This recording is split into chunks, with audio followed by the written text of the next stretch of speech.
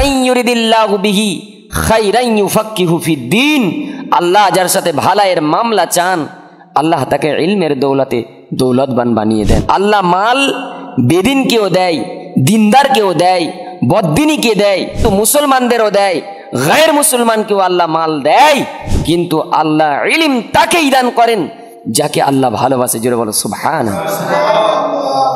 মান সালাকা তরিকান ইয়ালতামিসু ফীহি ইলমান সাহহালাল্লাহু লাহু বিহি তরিকান ইলাল জান্নাহ। সহিহ মুসলিমের 2699 নম্বর হাদিসে রাসূলুল্লাহ সাল্লাল্লাহু আলাইহি ওয়াসাল্লাম খুবই সুস্পষ্ট ভাবেই বলেছেন, যে ব্যক্তি দিন শিক্ষা হাসিল করার উদ্দেশ্যে চলে আল্লাহ সুবহানাহু ওয়া তাআলা তার জন্য জান্নাতের পথ আসান করে দেয়। সুবহানাল্লাহ। তলাবায়ে আজিজ, আমরা সেই ইলম শিখতে এসেছি যে শিক্ষায় দুনিয়ার সব থেকে উত্তম শিক্ষা। আমাদের বাবা মা তারা সৌভাগ্যবান যে আমাদেরকে দুনিয়ার সব থেকে উৎকৃষ্ট শিক্ষায় শিক্ষিত করার জন্য পাঠিয়েছেন। খুব ভালো করে জেনে রাখবে, সহিহ বুখারী 5027 নম্বর হাদিসে রাসূলুল্লাহ সাল্লাল্লাহু আলাইহি ওয়াসাল্লাম বলেছেন, খাইরুকুম মান তাআল্লামাল কুরআনা ওয়া আল্লামা, তোমাদের মধ্যে ওরাই উত্তম যারা কোরআন শেখে এবং অপরকে শেখায়, যারা কোরআন পড়েন এবং অপরকে পড়ান, যারা কোরআনের খিদমত করে তারাই তোমাদের কাছে সব থেকে উত্তম। সুবহানাল্লাহ। অতএব আমাদের প্রত্যেককে ইলম হাসিল করার ব্যাপারে একদম অলস হওয়া যাবে না। কেননা রাসূলুল্লাহ সাল্লাল্লাহু আলাইহি ওয়াসাল্লাম বলেছেন, সুনানে ইবনে মাজার 229 নম্বর হাদিস, আবু যার রাদিয়াল্লাহু আনহু বলেছেন যে একবার নবী রাহমাতাল লিল আলামিন সাল্লাল্লাহু আলাইহি ওয়াসাল্লাম বলেছেন, হে আবু যার, সকালবেলা কোরআন মাজিদের একটা অক্ষর যদি তুমি সহিভাবে শিখতে পারো 100 রাকাত নামাজ পড়ার থেকে উত্তম। সুবহানাল্লাহ। হে আবু যার, যদি সকালবেলা যদি তুমি একটা দিনের মাসলা মাসাইল শিখতে পারো, তার উপরে আমল করা হোক বা না হোক, আমি নবী বলে গেলাম 1000 রাকাত নামাজ পড়ার চেয়ে উত্তম। সুবহানাল্লাহ। অতএব আমাদের বাপ মারা ভাগ্যবান।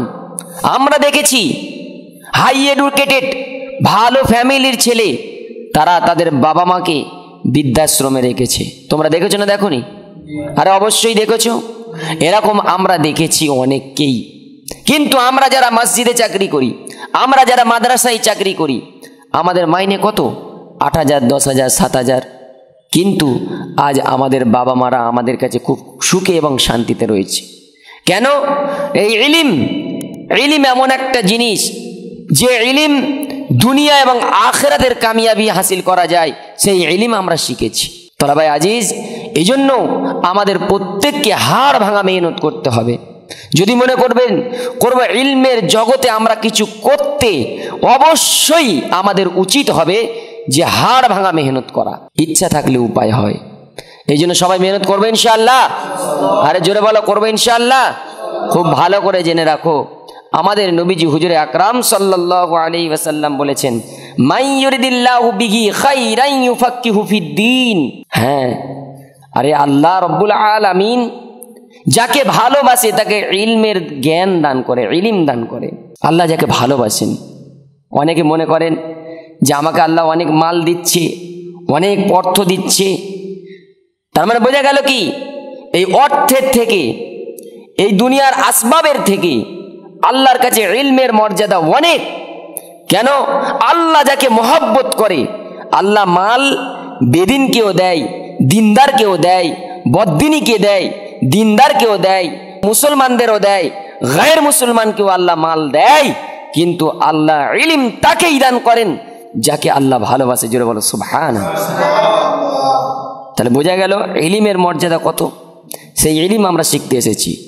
এই জন্য হযরত মুআবিয়া রাদিয়াল্লাহু আনহু বলেছেন, মাই ইউরিদিল্লাহু বিহি খাইরান ইউফাক্কিহু ফিদ্দীন, আল্লাহ যার সাথে ভালাইয়ের মামলা চান আল্লাহ তাকে ইলমের দৌলতে দৌলতবান বানিয়ে দেন। সুবহানাল্লাহ বিহামদিহি সুবহানাল্লাহ। সেই ইলম শিখবো ইনশাআল্লাহ। আরে হাড় ভাঙা মেহনত করবে ইনশাআল্লাহ। জোরে বলো ইনশাআল্লাহ। আল্লাহ সুবহানাহু ওয়া তাআলা আমাদের প্রত্যেকের আমল করার তৌফিক দান করুন। ওয়া আখিরু দাওয়ানা আলহামদুলিল্লাহি রাব্বিল আলামিন।